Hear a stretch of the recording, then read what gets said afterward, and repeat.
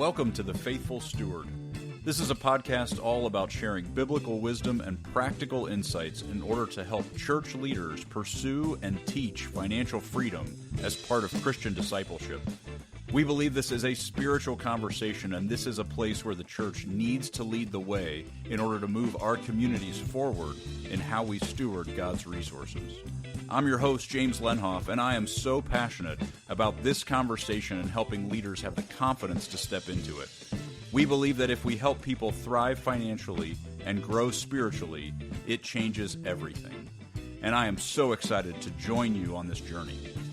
This podcast is brought to you by Good Sense. If you'd like more information about what we're up to, you can go to our website at goodsensemovement.org. All right, let's get started with today's conversation. Well, today we are kicking off a 3-part series on one of my favorite topics to talk about.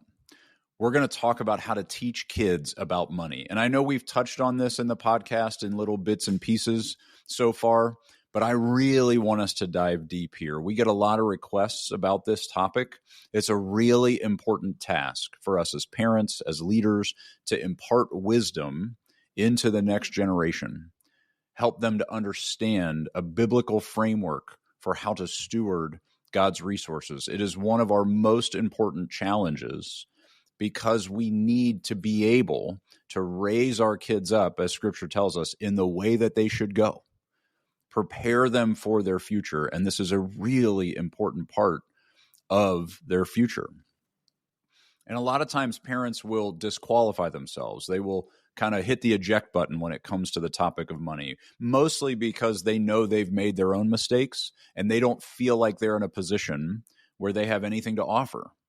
They don't want to teach their kids because they don't know what they're doing wrong as well. They're already convinced that they've done it wrong and they don't want to impart the same mistakes. And we're going to talk a little bit about that later and why mistakes are actually our most valuable things to share with our kids. But they also a lot of times pull away from this conversation because talking about money is a little bit taboo in our society. And so bringing kids into the information, the reality, what our mortgage costs, how much we spend on groceries, what our spending plan looks like, those details could tell a story that we don't want out there. We don't want our kids sharing with their friends how much money we have or how much money we're spending on different things. Those are all things in our society that we keep really close to the vest. And we are continuing this issue. We're perpetuating this problem where money is something we just don't discuss.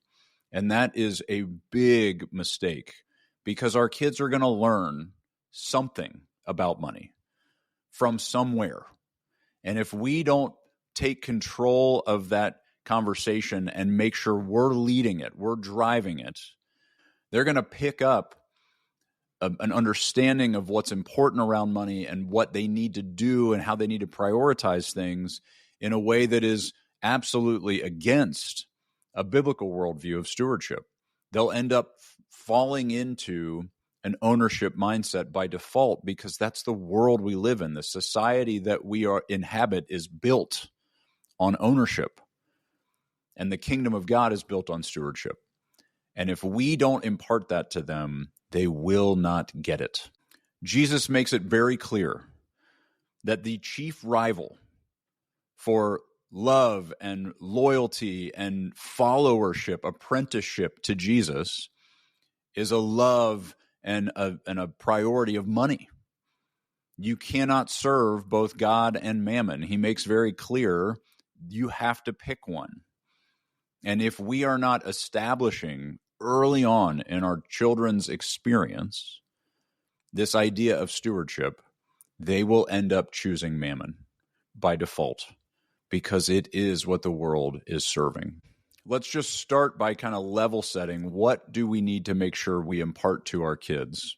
And then we're going to spend the next couple of episodes unpacking how to actually do that. The most important thing that our kids can see in us, watch us do, that we can model to them and explain to them along the way is this idea of God's ownership. When we are just discussing finances, even when we're talking about things that we typically just refer to as mine, if we can start to shift the experience of all of this stuff as God's, the way that we talk about the house that we live in, that it is God's house, that he gave us this place to dwell, but it is his asset, it's his resource, and we are to use it to welcome people into fellowship, to engage with those who are in pain, and be a place of comfort. Whatever that looks like for your family, whatever you feel called to, just discussing things in a way that points to stewardship rather than ownership is the most countercultural thing we can do and the most important thing we can do. We need to talk about it. We need to model it. We need to live it out in front of them and show them what stewardship looks like so that they catch it. We can teach it, and that's helpful, but it's so much more powerful if we model it and they catch it by watching us. I think the second thing we need to do is expose them to the reality of the world that most people live in.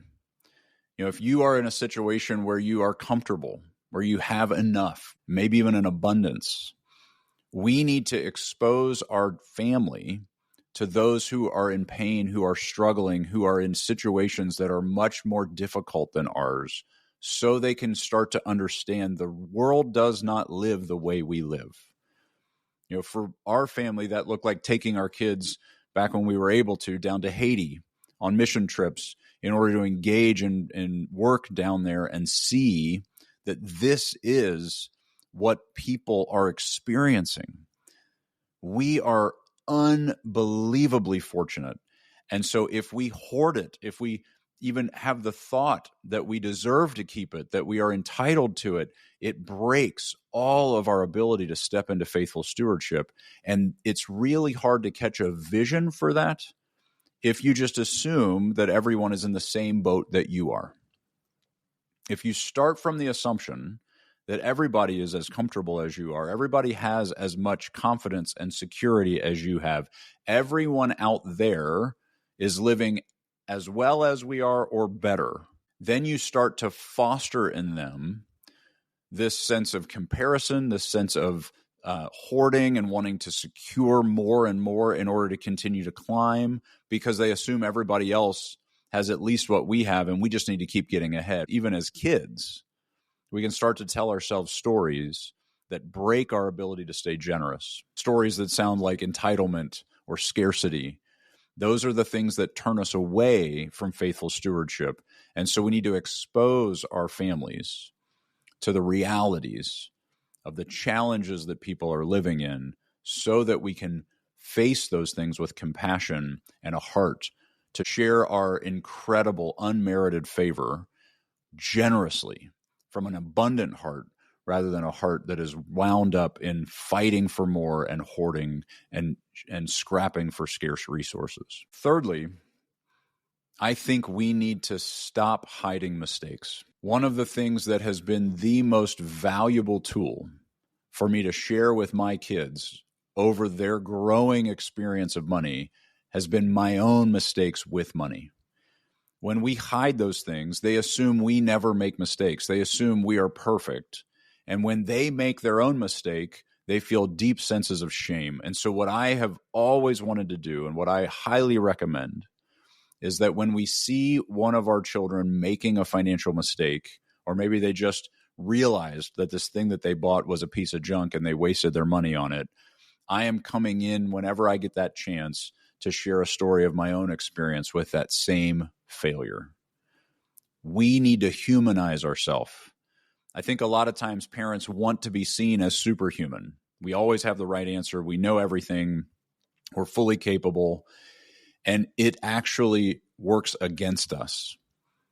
It starts to create this distance between us and our kids. And when we meet them in their humanness and say, yeah, man, I remember when I did the same thing, it allows for us to talk about it more freely, more openly, because there's not this sense of rejection or shame or judgment.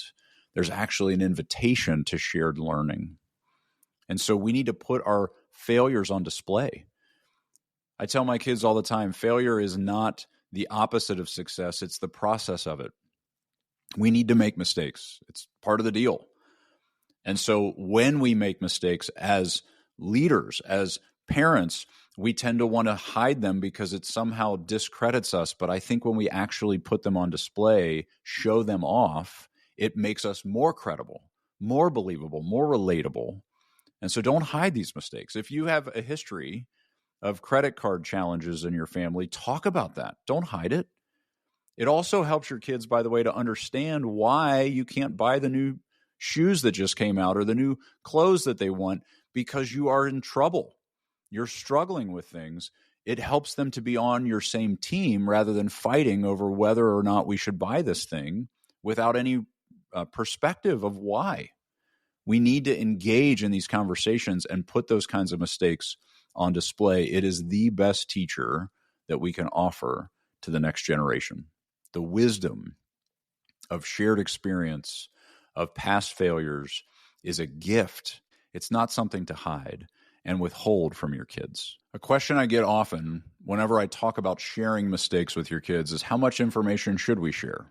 Like, how deep do we go here? Well, I tend to be a big fan of open, transparent communication. I think whenever we are limiting things or not fully disclosing things, we're setting ourselves up for assumption. We're setting ourselves up for resentment, potential judgments without a lot of perspective or understanding of reality, because we have only given this little piece. And so I am a big fan of opening wide this conversation. However, if you have really little kids, if they're 5, 6, 7 years old, they're probably not in a place where they're even able to comprehend all of these things. And what we don't want to do, we don't want to give them a whole new list of things to be anxious about or to worry about. We do want to protect them from making things mean something that it doesn't mean. And we don't need to scare. But we do need to set realistic expectations and give access to where things really are and what it takes. And so as your kids get older, into the 10-year-old, 12-year-old, 15-year-old, as they start to grow into an understanding of being able to see things for what they are, you can actually have conversations that allow them to know the real. What is the situation that we're in? Let's talk about it openly. Let's make money something that is common to discuss rather than such a rare thing that we only talk about when things are really bad because we have to talk about it. Make it a regular conversation. Share the decisions that you've made openly. And if it was a mistake, talk about what the consequence of that decision will really be. So, for example, you may say, hey, we took that vacation that we all decided we really wanted to take. The problem is I didn't get the bonus that I was expecting. We were spending money before we had it, and that was a mistake.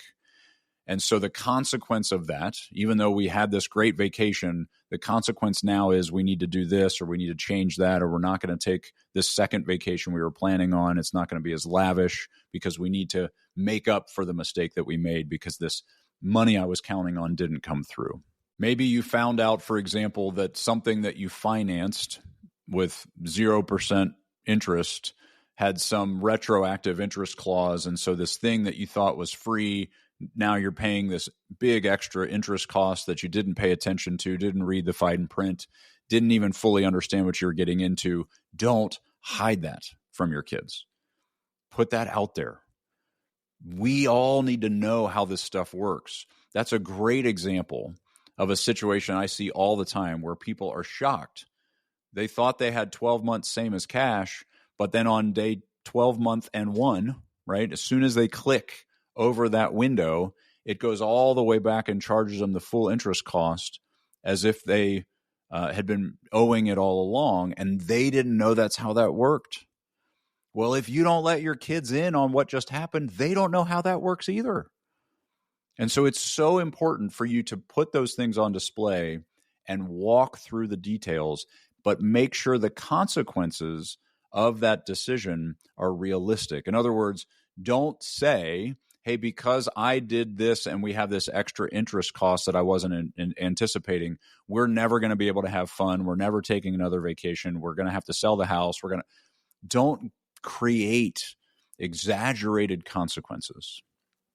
You need to do that for yourself. Don't create exaggerated consequences for your own mind, but for sure, don't create that kind of exaggerated story for your kids to fear and step into anxiety over unnecessarily. We want to make sure that we are approaching these things with reason and logic, that we're seeing them clearly. And when we communicate our mistakes with our kids, we're doing it in a way that's not so emotionally charged that that emotion becomes contagious. If you are terrified, they will be terrified. If you are facing this challenge that you just discovered because of a mistake that you made with open eyes and a reasonable mindset, they will approach it with the same reasonable mindset, and you can actually team up. You could say, for example, all right, kids, so here's the deal. Because of this, there's this extra $700 that we got to come up with. And I'm sorry for that. I wish that hadn't happened, but that's the consequence that we're facing because of this mistake. What do you think we could do? What would make some sense for us as a family to try to climb that hill together, rather than you just saying, hey, look, because of this, I've decided no more fun, no more excitement, no more entertainment, no more eating out. Bring them into that discussion. Get their help. Because if it's a shared decision on how we're going to tackle this problem that we're all facing together, then we don't have to fight over it. We don't have to argue over whether or not what we're doing is reasonable. We've decided together that it is. And lastly, when we are sharing these mistakes and they are creating those consequences, own it. Apologize for it. Make sure that you are modeling for your kids that when you have made a mistake, you apologize to the people who were hurt by that mistake, that you own that the decision was wrong. That is such a precious gift. So often parents will withhold apology, and that is so painful because it did hurt. It is creating a sense of restriction or denial for the rest of your family. And so it is reasonable to say, I'm sorry for that. And one of the things in our family that we do that's been really helpful is the response to I'm sorry is thank you. Not just an automatic I forgive you, but thank you. I appreciate your apology. It's so meaningful to show gratitude for that ownership of a mistake. And so model that for your kids. Invite them into those mistakes. Start to have conversations that open all of this up to your kids. And as far as I'm concerned, the sooner that you start, the better. The sooner that you get money to be a topic that is just easy to talk about, it's not something we're afraid of, it's normalized, the sooner your children will learn how to honor God with his resources. So this is really, really important for us as families to take ownership and responsibility of teaching our kids, as Proverbs tells us, the way that they should go. Bring them up in the way that they should go so they will not depart from it. This is the work that God is calling us to as leaders of our family. The next generation needs this more than maybe any generation before because the noise around this topic of money is growing so loud, and it is really hard to hear clear-headed wisdom in the midst of the noise unless we hold space for it and talk about it as a family.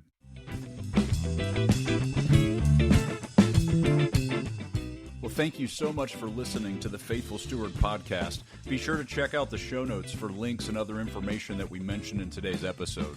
Also, be sure to check out our website at goodsensemovement.org to get all the resources we offer churches to help equip them in teaching financial stewardship to their community. If you have any questions or any topics you want to make sure we cover on our show, you can email me at jameslenhoff@goodsensemovement.org. I'd love to hear from you. I hope you all have a great week. We'll talk to you next week.